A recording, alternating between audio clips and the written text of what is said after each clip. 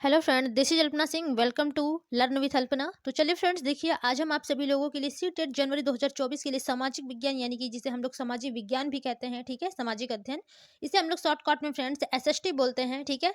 तो देखिए इसके आज हम लोग क्लास में अपने क्वेश्चन करेंगे जो आपके एनसीईआरटी प्लस पेडागोजी बेस पर होगा, ठीक है। और हमारा टारगेट रहेगा फ्रेंड्स कि हम लोग 60 में आउट ऑफ 60 अपना ला सके, ठीक है।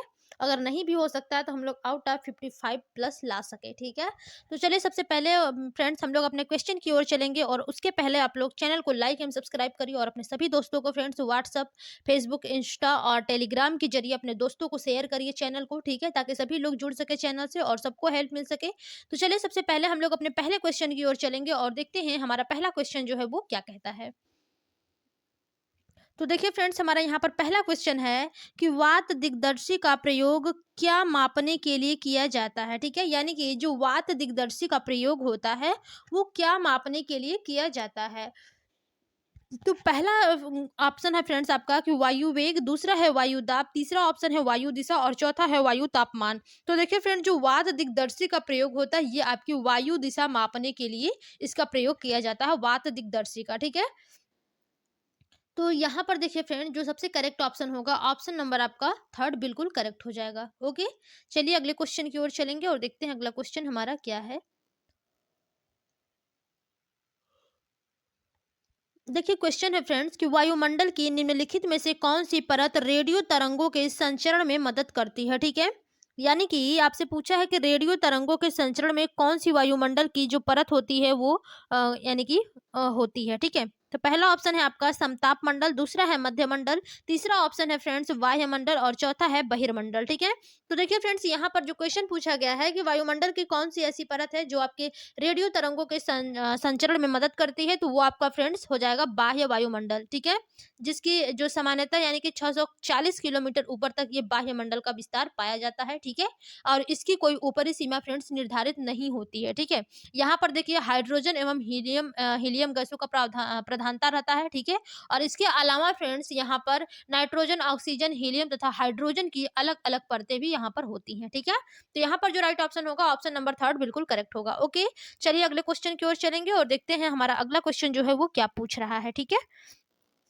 तो देखिए फ्रेंड्स, यहाँ पर जो हमसे क्वेश्चन पूछा है कि जो पृथ्वी की विभिन्न परतों का क्रम होता है, ठीक है।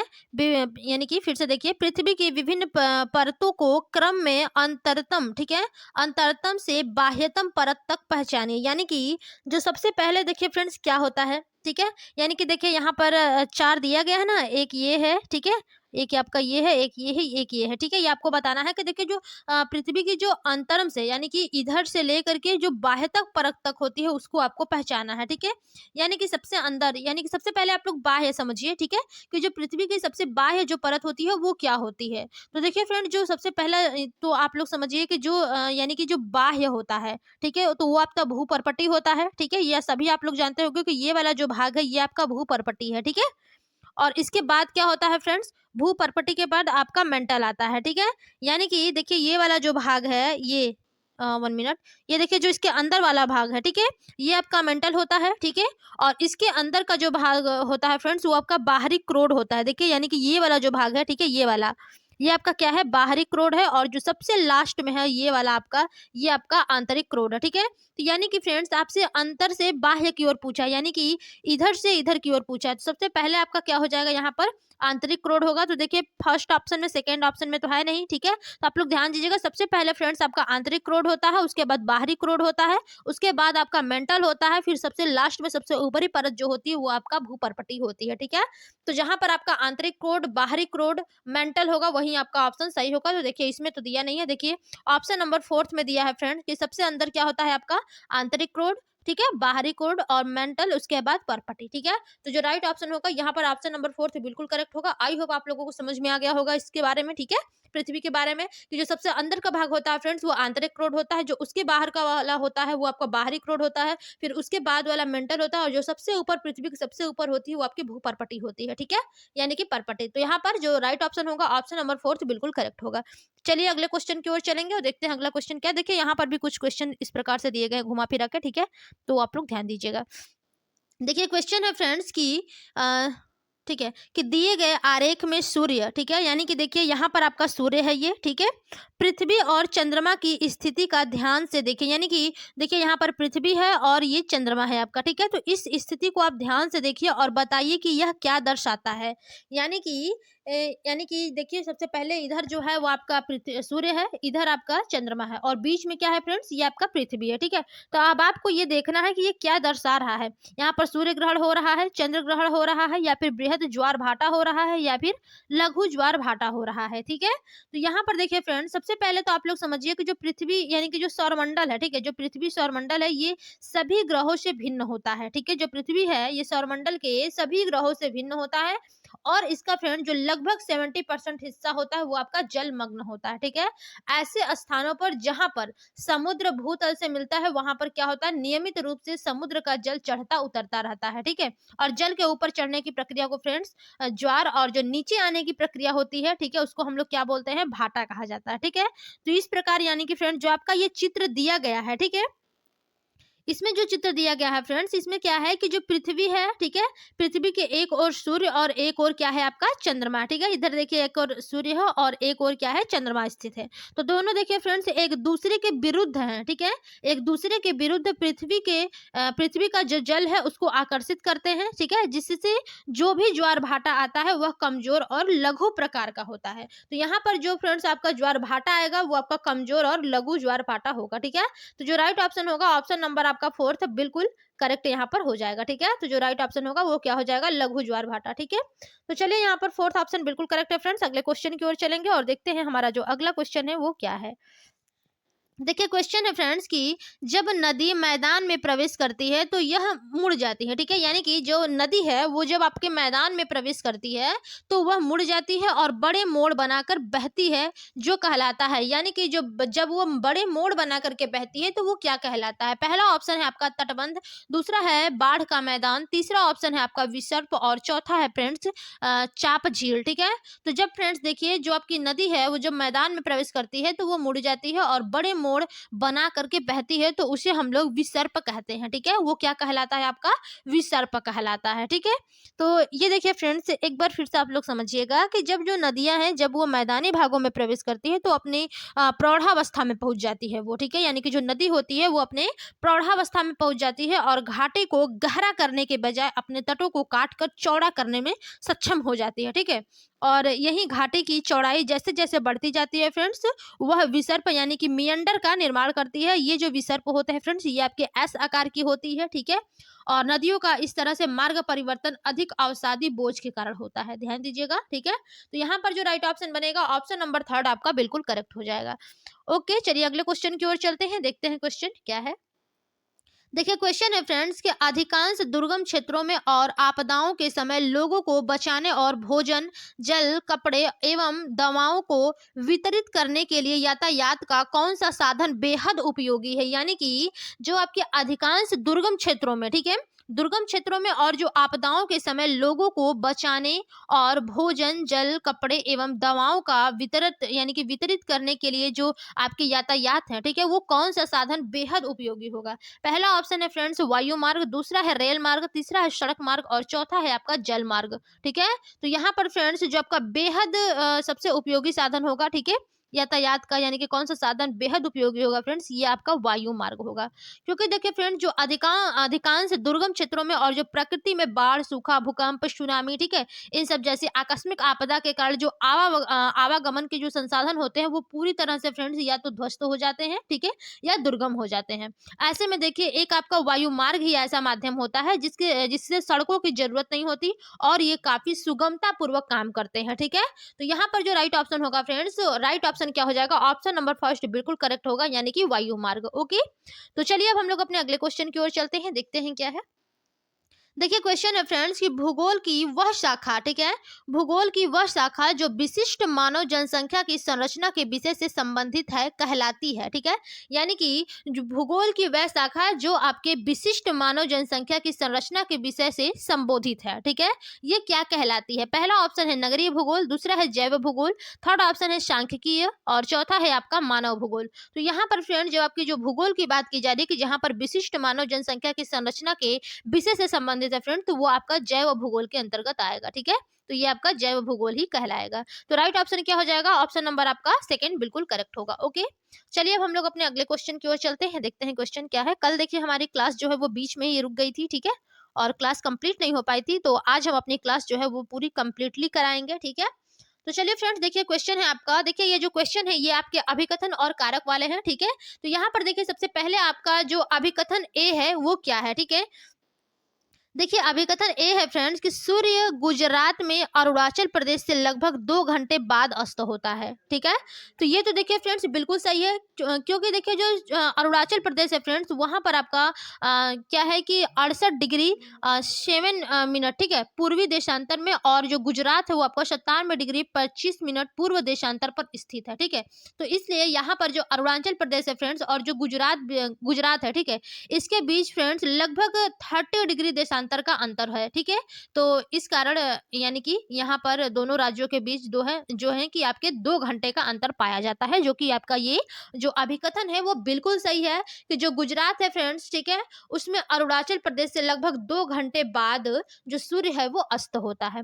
और कारण क्या है फ्रेंड्स कि जो अरुणाचल प्रदेश है गुजरात, ठीक है, अरुणाचल प्रदेश गुजरात की तुलना में उच्च अक्षांश पर स्थित दिए गए विकल्पों स्थित है, ठीक है। ये तो आपका बाद में है कि दिए गए विकल्पों में से सही विकल्प का चयन करिए, ठीक है। तो इसको तो आप लोग पहले हटा दीजिए। सबसे पहले हम लोगों को कारण को समझता है कि जो कारण है वो हमारा क्या है, ठीक है।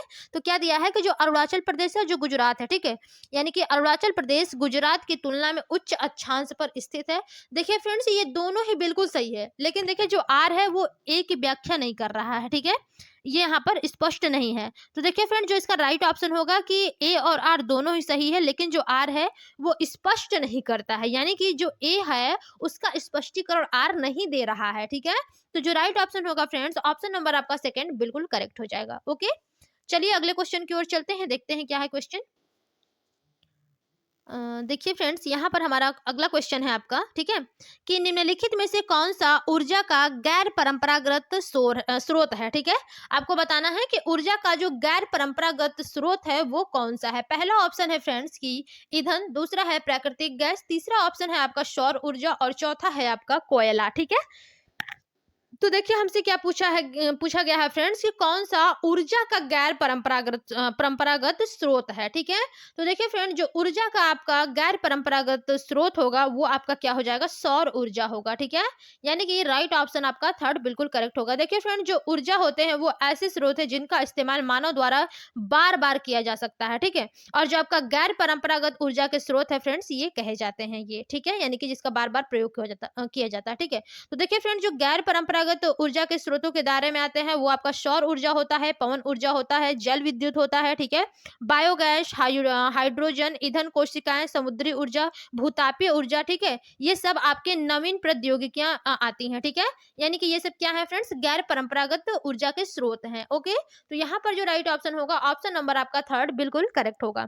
और इसी में देखिए अगला क्वेश्चन है कि विशेष रूप से निर्मित टैंकों और तालाबों में मछली का प्रजनन कहलाता है, यानी कि जो मछली का प्रजनन कहलाता है फ्रेंड्स वो क्या कहलाएगा। पहला ऑप्शन है आपका सेरिकल्चर, दूसरा है विटिकल्चर, तीसरा ऑप्शन है आपका हर्टिकल्चर, और चौथा है फ्रेंड्स पिसीकल्चर, ठीक है।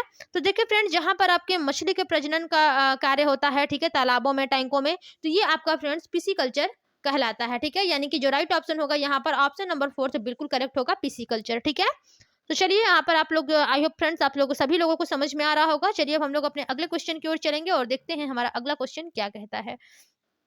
क्वेश्चन है कि स्थल का एक संकरा भाग, ठीक है, स्थल का एक संकरा भाग जो दो बड़े स्थलीय भागों को एक दूसरे से जोड़ता है उसे क्या कहते हैं, ठीक है। यानी कि फ्रेंड जो स्थल का एक संकरा भाग है, ठीक है, जो कि आपके दो बड़े स्थलीय भागों को एक दूसरे से जोड़ता है, ठीक है, यानी कि जो एक दूसरे को दो स्थलीय भागों को जोड़ता है उसे क्या कहते हैं। पहला ऑप्शन होगा फ्रेंड जल संधि, दूसरा स्थल संधि, तीसरा है द्वीप, और चौथा है आपका खाड़ी। तो यहाँ पर फ्रेंड जब दो स्थलीय भागों को जोड़ेगा, ठीक है, तो वहां पर आपका स्थल संधि कहलाएगा, ठीक है। जल संधि तो जो जलीय यानी कि जलीय भागों को जोड़ता है उसे आप जल संधि कह सकते हैं, ठीक है। यहाँ पर स्थलीय भागों को जोड़ रहा है तो ये आपका क्या कहलाएगा, स्थल संधि कहलाएगा। ओके फ्रेंड्स, तो यहाँ पर देखिए जो राइट ऑप्शन होगा ऑप्शन नंबर सेकंड आपका बिल्कुल करेक्ट होगा फ्रेंड्स। तो चलिए अब इसी के साथ हम लोग अपने अगले क्वेश्चन की ओर चलेंगे, देखते हैं क्वेश्चन क्या कहता है। देखिए क्वेश्चन है आपका कि निम्नलिखित में से कौन सा महाद्वीप आकार में सबसे छोटा है। ठीक है, आपको बताना है कि कौन सा महाद्वीप आकार में सबसे छोटा है। पहला ऑप्शन है ऑस्ट्रेलिया, दूसरा है दक्षिण अमेरिका, तीसरा है अफ्रीका और चौथा है यूरोप। तो देखिए फ्रेंड, जो आपका सबसे छोटा महाद्वीप है वो आपका क्या है, ऑस्ट्रेलिया है। ठीक है, देखिए जो धरती के फ्रेंड्स जो बहुत बड़े विस्तृत भूभाग पर फैले जो स्थलीय क्षेत्र हैं, ठीक है, उनको हम महाद्वीप कहते हैं। ठीक है, और देखिए जो विश्व है उसमें आपके 7 महाद्वीप है। ठीक है, ध्यान दीजिएगा, ये सब आपके इंपॉर्टेंट क्वेश्चन है और सिंपल है। ठीक है, याद होना चाहिए। और सातों जो महाद्वीप है फ्रेंड्स वो आपके एशिया, उत्तरी अमेरिका, ठीक है, दक्षिणी अमेरिका, यूरोप, अफ्रीका, अंटार्कटिका और सबसे लास्ट में और सबसे छोटा आपका ऑस्ट्रेलिया है। ठीक है, इनमें फ्रेंड्स सबसे बड़ा आपका एशिया है। ठीक है, और आपका सबसे छोटा जो होगा वो आपका ऑस्ट्रेलिया है। ठीक है, तो आई होप आप लोगों को फ्रेंड्स ये क्वेश्चन बहुत ही अच्छे तरीके से समझ में आ गया होगा। ठीक है, तो यहाँ पर जो राइट ऑप्शन बनेगा ऑप्शन नंबर फर्स्ट बिल्कुल करेक्ट होगा। चलिए अगले क्वेश्चन की ओर चलेंगे और देखते हैं अगला क्वेश्चन जो है हमारा क्या कहता है। देखिए क्वेश्चन है फ्रेंड्स कि उच्च प्राथमिक स्तर पर सामाजिक विज्ञान में शामिल है। आपको बताना है कि उच्च प्राथमिक स्तर पर सामाजिक विज्ञान में कौन कौन सा सब्जेक्ट शामिल है। पहला ऑप्शन है इतिहास, भूगोल, राजनीतिक विज्ञान, मनोविज्ञान। देखिए सामाजिक विज्ञान में मनोविज्ञान तो शामिल ही नहीं है। ठीक है, दूसरा है कि इतिहास, भूगोल, अर्थशास्त्र और समाजशास्त्र। देखिए फ्रेंड्स बिल्कुल सही है, लेकिन यहाँ पर राजनीति शास्त्र तो है ही नहीं। ठीक है, तो ये भी आपका नहीं होगा। तीसरा है कि इतिहास, भूगोल, राजनीति विज्ञान और अर्थशास्त्र। ठीक है, और चौथा है कि इतिहास, भूगोल, राजनीति विज्ञान और समाजशास्त्र। तो देखिए फ्रेंड, जो आपकी सामाजिक विज्ञान में शामिल है वो आपका इतिहास, भूगोल और राजनीतिक विज्ञान, उसके साथ अर्थशास्त्र है। ठीक है, तो जो राइट ऑप्शन होगा फ्रेंड्स ऑप्शन नंबर आपका थर्ड बिल्कुल करेक्ट होगा। ठीक है, तो चलिए यहाँ पर राइट ऑप्शन आपका थर्ड है। तो अगले क्वेश्चन की ओर चलते हैं, देखते हैं अगला क्वेश्चन क्या कहता है। ठीक है, क्वेश्चन है कि आगमनात्मक अधिगम निम्नलिखित में से किस उपागम का विरोधाभासी है। यानी कि जो आपका आगमनात्मक अधिगम है फ्रेंड्स, ठीक है, वो किस उपागम का विरोधाभासी है। पहला ऑप्शन है व्याख्यानात्मक शिक्षण, दूसरा है संरचनात्मक प्रशिक्षण, तीसरा है अनुकरण और चौथा है निपुणात्मक। ठीक है, निपुणात्मक अधिगम।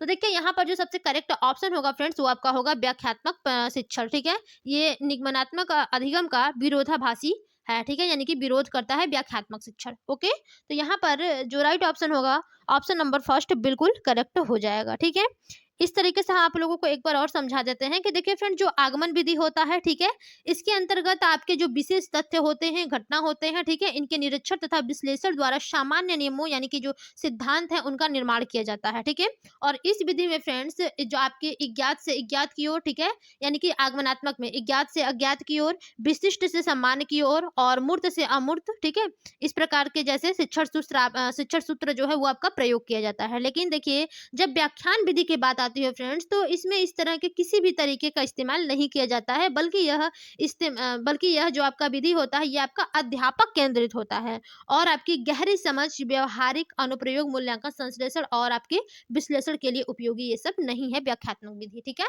तो यहाँ पर जो विरोधाभासी है वो आपका ऑप्शन नंबर फर्स्ट बिल्कुल करेक्ट होगा। चलिए अगले क्वेश्चन की ओर चलेंगे। ठीक है, देखिए क्वेश्चन क्या दिया है आपका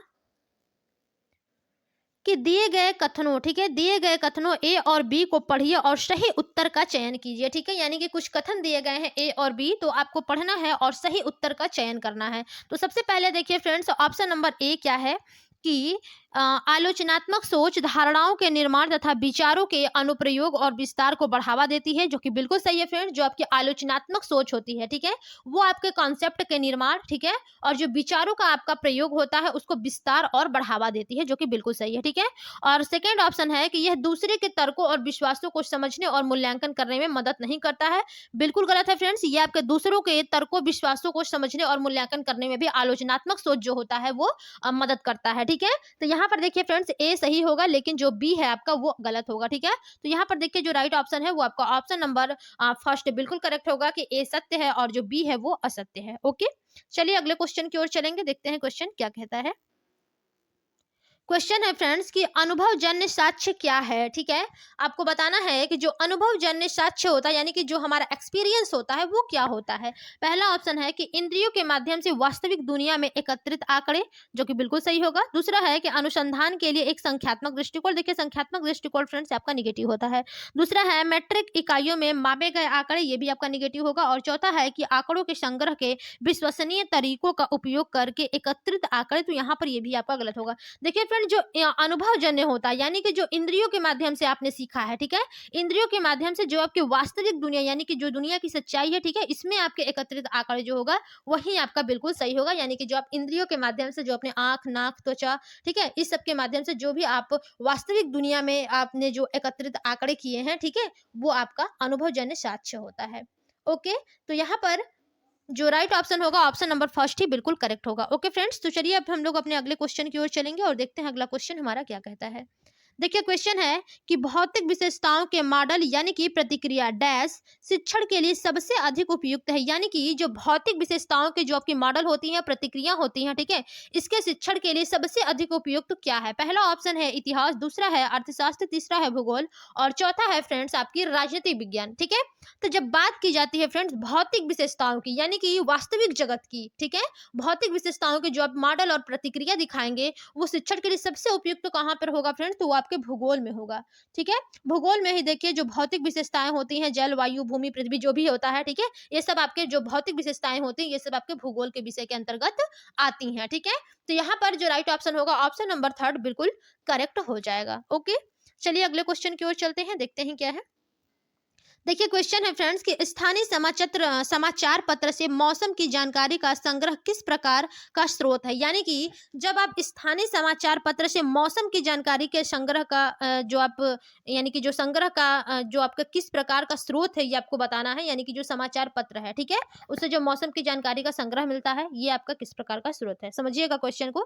पहला ऑप्शन है फ्रेंड्स प्राथमिक, दूसरा है द्वितीयक, तीसरा है तृतीयक और चौथा है प्राथमिक और तृतीयक दोनों। ठीक है, तो देखिए फ्रेंड जो आपकी सूचना के ऐसे स्रोत होते हैं जिनके उत्पादन का माध्यम प्रत्यक्ष तौर पर संबंधित स्रोत नहीं होता है बल्कि उस अप्रत्यक्ष स्रोत से प्राप्त सूचना द्वारा निर्मित किया जाता है। ठीक है, जैसे कि ये आपके फ्रेंड्स अखबार हो गए, ठीक है, समाचार पत्र हो गए। ठीक है, हालांकि मान लीजिए जो सूचना की दृष्टि से आपका द्वितीयक स्रोत है, ठीक है, ये भी काफी कारगर होते हैं, लेकिन देखिए फ्रेंड जो कई बार इनमें जो खामियां होती है वो नजर आती है और फिर प्राथमिक स्रोत की जो महत्ता होती है वो बढ़ जाती है। ठीक है, द्वितीयक स्रोत में जैसे फ्रेंड्स आपके किताबें हो जाएंगे, जनगणना हो जाएगा, लेख हो जाएगा, टिप्पणी, विश्वकोश, ठीक है, ये सबको भी हम शामिल कर सकते हैं। ठीक है, तो ये सब फ्रेंड्स आपके जो स्थानीय समाचार पत्र होगा, अखबार होगा, ये सब आपके द्वितीयक स्रोत के अंतर्गत आते हैं। ठीक है, तो यहाँ पर जो राइट ऑप्शन होगा ऑप्शन नंबर सेकंड बिल्कुल करेक्ट हो जाएगा। ठीक है, चलिए अगले क्वेश्चन की ओर चलेंगे, देखते हैं अगला क्वेश्चन हमारा क्या कहता है। देखिए फ्रेंड्स अगला क्वेश्चन है कि सीखने की अक्षमता वाले शिक्षार्थी किस प्रकार की कक्षा में अन्य छात्रों के साथ सीखते हैं। यानी कि जो सीखने की अक्षमता वाले शिक्षार्थी हैं फ्रेंड्स वो किस प्रकार की कक्षा में अन्य छात्रों के साथ सीखते हैं। पहला ऑप्शन है अनन्य, ठीक है, अनन्य, ठीक है, सॉरी अनन्य, दूसरा है विशेष, थर्ड है समावेशी और चौथा है आधुनिक। ठीक है, तो यहाँ पर फ्रेंड्स आपका जहां पर हमने आपको बताया है कि जहां पर समावेशी वर्ड आता है ये आपका पॉजिटिव आंसर बनाता है। ठीक है, ज्यादा कुछ आपको देखने की जरूरत है, समावेशी है तो आप लोग यहाँ पर ट्रिक यूज कर सकते हैं। ठीक है, ऐसा नहीं कि यहाँ पर ट्रिक नहीं हो जाएगा। तो यहाँ पर जो राइट ऑप्शन होगा फ्रेंड्स ऑप्शन नंबर थर्ड आपका समावेशी बिल्कुल करेक्ट हो जाएगा। ओके, चलिए अगले क्वेश्चन की ओर चलते हैं, देखते हैं क्वेश्चन क्या है। देखिए क्वेश्चन है फ्रेंड्स कि निम्नलिखित सिद्धांत किसने दिया है। ठीक है, आपको बताना है, कुछ देखिए कोटेशन दिया गया है, सिद्धांत आपको बताना है कि किसने दिया है। देखिए क्या है कि सभी बच्चे विकास के समान अनुक्रम से गुजरते हैं लेकिन विभिन्न दरों से। ठीक है, यानी कि जो सभी बच्चे हैं फ्रेंड्स वो विकास के समान अनुक्रम से गुजरते हैं लेकिन विभिन्न दरों से, इसलिए शिक्षक को पूरी तरह से कक्षा के लिए नहीं बल्कि व्यक्तिगत बच्चों और छोटे समूहों के लिए गतिविधियों की योजना बनानी चाहिए। ये किसने दिया है फ्रेंड्स? CL ओगडेन ने, दूसरा ऑप्शन है डी पर्सेल ने और तीसरा है कि JH बेल और लास्ट आपका फोर्थ ऑप्शन है कि जे पियाजे। ठीक है, यानी कि जीन पियाजे। तो फ्रेंड्स ये आपका बिल्कुल करेक्ट होगा, ये आपके जीन पियाजे ने ही कहा है कि यानी कि जो जीन पियाजे हैं फ्रेंड्स ये देखिए आपके ये एक स्विट्जरलैंड के मनोवैज्ञानिक थे। ठीक है, और इनका कहना था कि जैसे जैसे बच्चे की आयु बढ़ती है फ्रेंड्स उनका कार्य क्षेत्र जो होता है वो भी बढ़ता जाता है। ठीक है, और वैसे वैसे ही उसकी बुद्धि का भी विकास होता है। ठीक है, तो उन्होंने फ्रेंड्स ये स्पष्ट किया था कि जो बच्चा है, ठीक है, यानी कि जो पहले बच्चा होता है वो आपके सरल प्रत्ययों के माध्यम से सीखता है। ठीक है, परंतु जब वो धीरे धीरे बच्चा बड़ा होता है तो कठिन से कठिनतम प्रत्ययों को ग्रहण करने लगता है। ठीक है, इसके अलावा फ्रेंड्स उन्होंने इस बात पर भी जोर दिया था कि जो सीखना होता है वो कोई यांत्रिक क्रिया नहीं है बल्कि एक बौद्धिक प्रक्रिया होती है। ठीक है, एक संप्रत्यय निर्माण की प्रक्रिया है। ठीक है, यह संप्रत्यय निर्माण बालक की जो आयु है उसके अनुसार होता रहता है। ठीक है, तो यहाँ पर जो राइट ऑप्शन बनेगा फ्रेंड्स, ऑप्शन नंबर फोर्थ बिल्कुल करेक्ट होगा कि जो ये सिद्धांत दिए हैं ये आपके जीन पियाजे साहब ने दिया है। ठीक है, चलिए अगले क्वेश्चन की ओर चलेंगे और देखते हैं अगला क्वेश्चन क्या कहता है। देखिए क्वेश्चन है फ्रेंड्स कि कक्षा में सहकारी शिक्षा को बढ़ावा देने के लिए एक शिक्षक को चाहिए, यानी कि क्लास में सहकारी शिक्षा को बढ़ावा देने के लिए, यानी कि जो सरकारी शिक्षा होती है उसको बढ़ावा देने के लिए एक शिक्षक को चाहिए। पहला ऑप्शन है क्या करना चाहिए, देखिए पहला है कि छात्रों को बहस और चर्चाओं में लगाएं, ठीक है। दूसरा है कि उन्हें व्यक्तिगत परियोजनाएं दें, और थर्ड है कि काम के लिए कक्षा को छोटे समूहों में विभाजित करें, और फोर्थ है कि परियोजना को करने के लिए उन्हें विभिन्न स्रोत प्रदान करें। तो देखिए फ्रेंड, जब बात की गई है कि जो कक्षा में आप सहकारी शिक्षा को जब आप बढ़ावा देंगे, ठीक है, तो उसके लिए एक शिक्षक को क्या करना चाहिए। तो सबसे जरूरी होता है फ्रेंड कि जो छात्र हैं उनको बहस और चर्चाओं में लगाएं, यानी कि वाद विवाद, ठीक है, इस प्रकार की जो चर्चाएं होती हैं उसमें बच्चों को भाग लेने के लिए यानी कि उन्हें जो है प्रेरित करें। ठीक है, तो यहाँ पर जो राइट ऑप्शन होगा ऑप्शन नंबर फर्स्ट ही बिल्कुल करेक्ट होगा। चलिए अगले क्वेश्चन की ओर चलते हैं, देखते हैं अगला क्वेश्चन हमारा क्या कहता है। देखिए क्वेश्चन है फ्रेंड्स कि एक आत्मनिर्देशित, ठीक है, एक आत्मनिर्देशित आत्म अनुशासित सोच, ठीक है, यानी कि एक आत्मनिर्देशित आत्म अनुशासित अनुशासित सोच जो एक उचित तरीके से गुणवत्ता के उच्चतम स्तर पर तर्क करने का प्रयास होती है, उसे क्या कहते हैं, यानी कि उसे कहते हैं। तो ध्यान से समझिएगा फ्रेंड्स कि जो क्वेश्चन पूछा है आपसे कि एक आत्मनिर्देशित, आत्म का मतलब खुद, इंडिविजुअल, ठीक है, यानी कि स्वयं, ठीक है, तो आत्मनिर्देशित और आत्म अनुशासित, खुद को अनुशासन करने की सोच जो बात की जा रही है, ठीक है, जो एक उचित तरीके से गुणवत्ता के उच्चतम स्तर पर तर्क करने का प्रयास होती है, तो उसे हम क्या कहेंगे। पहला ऑप्शन है फ्रेंड्स आलोचनात्मक सोच, ठीक है, दूसरा है जटिल सोच, तीसरा है बुद्धिमान सोच, और चौथा है अमूर्त सोच। तो यहाँ पर देखिए फ्रेंड्स, जो आपका आलोचनात्मक सोच होता है ये आपका मोस्ट इंपॉर्टेंट एंड आपका बिल्कुल करेक्ट ऑप्शन होगा, ठीक है, यानी कि आपका आलोचनात्मक सोच, जिसे हम लोग क्रिटिकल थिंकिंग के नाम से भी जानते हैं, ठीक है। तो यहाँ पर बहुत ही आपका सबसे करेक्ट ऑप्शन जो होगा ये आपका ऑप्शन नंबर फर्स्ट बिल्कुल करेक्ट आएगा। यहाँ पर यदि आप लोगों को फ्रेंड जहाँ पर क्रिटिकल थिंकिंग आ जाती है, यानी कि जो आलोचनात्मक सोच आती है, ठीक है, ये आपका पॉजिटिव आंसर बन जाता है। चलिए अगले क्वेश्चन की ओर चलेंगे और देखते हैं अगला क्वेश्चन हमारा क्या कहता है। ठीक है, तो देखिए फ्रेंड्स अगला क्वेश्चन है कि अजंता गुफा, ठीक है, अजंता गुफा चित्रों में इस्तेमाल किए गए रंग निम्नलिखित में से किस सामग्री से प्राप्त किए गए हैं, यानी कि जो अजंता की गुफा में फ्रेंड्स जो चित्र बनाए गए हैं, ठीक है, उसमें जो इस्तेमाल किए गए रंग हैं वो किन सामग्री से प्राप्त किए गए हैं। पहला ऑप्शन है आपका पशु अंगों के अवशेष, दूसरा है ग्रेफाइट, तीसरा है पौधों और खनिज, और चौथा है आपका स्लेट। ठीक है, तो देखिए जो आपके अजंता गुफा के चित्रों में फ्रेंड्स इस्तेमाल किया गया रंग है, ठीक है, वो किससे यानी कि किस सामग्री से प्राप्त किया गया है, तो वो आपके फ्रेंड्स पौधों और खनिज के रंगों से प्राप्त किया गया है। ठीक है, तो यहाँ पर जो राइट ऑप्शन होगा ऑप्शन नंबर आपका थर्ड बिल्कुल करेक्ट हो जाएगा। ठीक है, चलिए अगले क्वेश्चन की ओर चलेंगे फ्रेंड्स और देखते हैं अगला क्वेश्चन जो है हमारा क्या कहता है। क्वेश्चन है कि सबसे पुरानी पांडुलिपियां डैश पर लिखी गई थी, यानी कि जो सबसे पुरानी पांडुलिपियां है फ्रेंड्स वो किस पर लिखी गई थी। पहला ऑप्शन है आपका ताड़पत्रों पर, दूसरा है पत्थरों पर, तीसरा है कागज पर, और चौथा है लकड़ी पर। तो देखिए फ्रेंड जो सबसे पुरानी पांडुलिपि है वो आपके ताड़पत्रों पर लिखी जाती थी, और जो अभिलेख है वो आपके पत्थरों पर लिखे जाते थे। ठीक है, तो यहाँ पर पांडुलिपि की बात की गई है, तो राइट ऑप्शन क्या हो जाएगा, ऑप्शन नंबर फर्स्ट क्या होगा, ताड़पत्र। ठीक है, देखिए फ्रेंड जो पांडुलिपि होती है ये एक हस्तलिखित ग्रंथ विशेष होता था। ठीक है, ये आपके प्राचीन समय में तकनीकी संसाधनों, ठीक है, संसाधनों की अनुपलब्धता के कारण हाथों से लिखी जाती थी, यानी कि उस समय उतना संसाधन नहीं था। ठीक है, तो इसलिए उस टाइम जो आपके पांडुलिपि होती थी फ्रेंड्स वो आपसे यानी कि आपके हाथों से ही लिखी गई सामग्रियां होती थी। ठीक है, तो यहाँ पर राइट ऑप्शन क्या हो जाएगा, ऑप्शन नंबर फर्स्ट बिल्कुल करेक्ट होगा। अगले क्वेश्चन की ओर चलेंगे और देखेंगे अगला क्वेश्चन हमारा क्या कहता है। देखिए क्वेश्चन है आपका कि मानव इतिहास में निम्नलिखित में से कौन सी अवधि यानी कि काल सबसे लंबी है। हमने आपको फ्रेंड्स पहले भी ये क्वेश्चन देखिए प्रीवियस ईयर क्वेश्चन पेपर में कई बार ये क्वेश्चन पूछा गया है कि जो मानव इतिहास में सबसे यानी कि कौन सी सबसे लंबी अवधि है। ठीक है, यानी कि जो अवधि है यानी कि काल है वो सबसे लंबी है। पहला ऑप्शन है पूरा पाषाण काल, दूसरा है मध्य पाषाण काल, तीसरा है नव पाषाण काल, और चौथा है फ्रेंड्स महापाषाण काल। ठीक है, तो यहाँ पर देखिए फ्रेंड जो सबसे लंबा है वो आपका है पूरा पाषाण काल। ओके, राइट ऑप्शन क्या हो जाएगा, पाषाण काल युग। ठीक है, यानी कि पूरा पाषाण काल। तो देखिए फ्रेंड, जो आपका पाषाण युग है ये इतिहास का वह काल है फ्रेंड जब मानव का जीवन पत्थरों पर अत्यधिक आश्रित था। ठीक है, यानी कि देखिए जो पूरा पाषाण काल है फ्रेंड्स, ठीक है, ये प्रागैतिहासिक युग की वह समय था जब मानव अपने यानी कि जो पत्थर के औजार बनाना सबसे पहले प्रारंभ किया। ठीक है, और ये काल फ्रेंड्स आपके आधुनिक काल से 20-25 लाख वर्ष पहले से लेकर के 12,000 वर्ष पूर्व तक माना जाता है। ठीक है, और इस युग को फ्रेंड्स देखिए 3 युगों में बांटा गया है। ठीक है, आरंभिक, मध्य और उत्तर पूरा पाषाण काल। ठीक है, यानी कि आरंभिक पूरा पाषाण काल, मध्य पूरा पाषाण काल और उत्तर पूरा पाषाण काल। ठीक है, और इस युग के बारे में फ्रेंड्स ऐसा माना जाता है कि जो मनुष्य है वो इस युग में सबसे अधिक दिनों तक गुजर बसर अपना किया था। ठीक है, तो राइट ऑप्शन क्या हो जाएगा यहाँ पर? ऑप्शन नंबर फर्स्ट बिल्कुल करेक्ट होगा।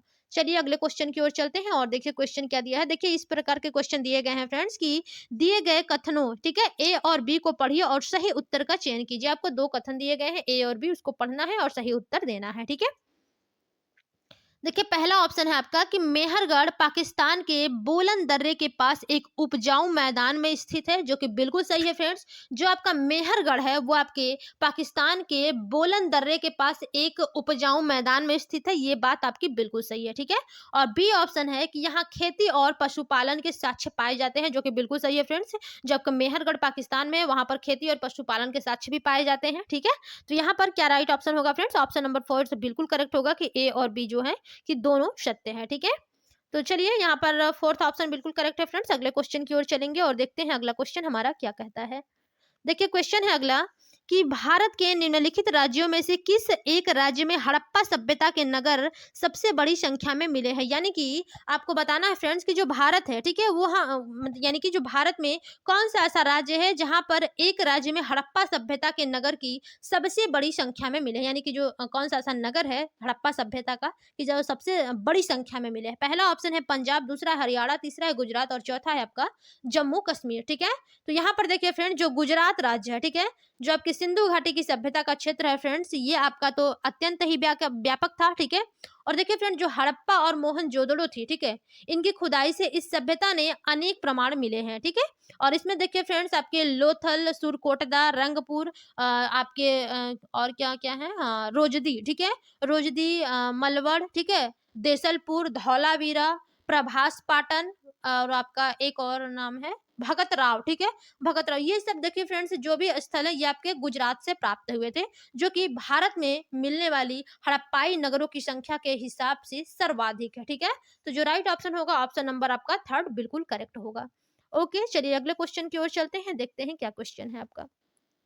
क्वेश्चन है कि ऋग्वेद मूल रूप से निम्नलिखित में से किस भाषा में रची गई है। ठीक है, यानी कि फ्रेंड जो आपका ऋग्वेद है वो किस भाषा में रचित है, तो आपकी ब्राह्मी है, पाली है, संस्कृत है या फिर प्राकृत है। ठीक है, तो देखिए फ्रेंड जो आपकी ऋग्वेद है वो आपकी संस्कृत भाषा में रची गई है। ठीक है, देखिए जो ऋग्वेद है फ्रेंड्स ये आपके प्राचीन साहित्य की सबसे आपकी प्राचीन रचना है। ठीक है, और जो प्राचीनतम मनुष्य है फ्रेंड्स उनके मस्तिष्क तथा धार्मिक और दार्शनिक विषयों का मानव भाषा में सबसे पहला वर्णन ऋग्वेद में ही मिलता है। ठीक है, और इसकी जो भाषा है फ्रेंड्स ये आपके उत्तर प्राचीन संस्कृत से बिल्कुल भिन्न है। ठीक है, इनमें वेद मंत्रों का संकलन बड़े सुंदर और वैज्ञानिक ढंग से किया गया है। ठीक है, और एक विषय के कुछ मंत्र के समूह को फ्रेंड्स सूक्त या फिर स्तोत्र कहते हैं। ठीक है, इसी प्रकार से देखिए जो ऋग्वेद है फ्रेंड्स इनमें सूक्तों का जो संग्रह है, ठीक है, यानी कि जो ऋग्वेद है इसमें 10 मंडल है फ्रेंड्स, 1028 सूक्त हैं। ठीक है, जिनका जिक्र मिलता है, तो राइट ऑप्शन आपका थर्ड हो जाएगा यानी कि संस्कृत। चलिए अगले क्वेश्चन की ओर चलेंगे, देखते हैं क्वेश्चन हमारा क्या कहता है। देखिए क्वेश्चन है फ्रेंड्स कि छठी शताब्दी ईसा पूर्व में मगध महाजनपद के पहले शासक थे। यानी कि जब छठी शताब्दी यानी कि सॉरी आपकी जो छठी शताब्दी ईसा पूर्व में जो मगध जनपद के पहले शासक थे वो कौन थे। पहला ऑप्शन है आपका महावीर, दूसरा है प्रसेनजीत, तीसरा है बिंबिसार और चौथा है आपका अजात शत्रु। ठीक है, तो देखिए फ्रेंड्स जो आपके मगध साम्राज्य यानी कि जो भारत में, ठीक है, जो आपके 6वीं शताब्दी ईसा पूर्व में मगध जनपद के जो सबसे पहले शासक थे फ्रेंड्स वो आपके बिंबिसार थे। ठीक है, जो आपके चंद्रगुप्त मौर्य के पुत्र थे। ठीक है, और बिंबिसार के पुत्र कौन थे फ्रेंड्स, आपके ये सॉरी हर्षवर्धन, अरे सॉरी अशोक था ना, हाँ ठीक है। चलिए तो यहाँ पर देखिए राइट ऑप्शन क्या हो जाएगा, बिंबिसार। ठीक है, तो चलिए थर्ड ऑप्शन बिल्कुल करेक्ट है फ्रेंड्स। अगले क्वेश्चन की ओर चलेंगे और ये आपके एसएसटी के आज लास्ट क्वेश्चन होंगे ये, ठीक है। क्वेश्चन है फ्रेंड्स कि निम्नलिखित में से कौन सा बौद्ध धर्म के त्रिरत्नों में से नहीं है। पहला ऑप्शन है बुद्ध, धम्म, तीसरा है आपका अहिंसा और चौथा है संघ, ठीक है।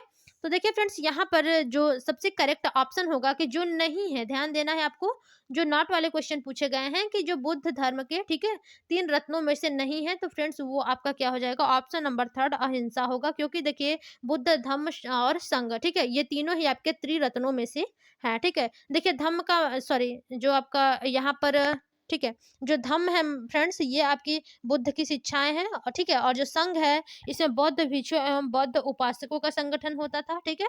और जो देखिए फ्रेंड्स जो आपका बौद्ध धर्म है ये भारत का श्रमण परंपरा से निकला धर्म और दर्शन है, ठीक है। इसके संस्थापक फ्रेंड्स आपके महात्मा बुद्ध शाक्य मुनि यानी कि गौतम बुद्ध थे, ठीक है। तो यहाँ पर जो राइट ऑप्शन होगा कि यही आपके नहीं है, ठीक है। तो राइट ऑप्शन आपका थर्ड हो जाएगा। चलिए अभी तक फ्रेंड्स जो लोग चैनल को लाइक एंड सब्सक्राइब नहीं किए हैं वे लोग कर दीजिए। चैनल है आपका लर्न विथ अल्पना, ठीक है। और कंटिन्यू फ्रेंड्स आप लोग चैनल से जुड़े रहिए। देखिए आज आपकी सीटीपी की क्लास नहीं होगी और कल भी नहीं होगी, ठीक है। इसके बाद परसों यानी कि संडे से आपकी तीनों क्लास जो है वो रेगुलर चलेगी। इस टाइम आपकी 2 ही क्लास चल रही है, कल भी आपकी 2 ही क्लास चलेगी, हिंदी और एसएसटी की, ठीक है। तो चलिए फ्रेंड्स मिलेंगे अपने कल की क्लास में यानी कि हिंदी की क्लास में फिर से। तब तक के लिए धन्यवाद, बाय बाय।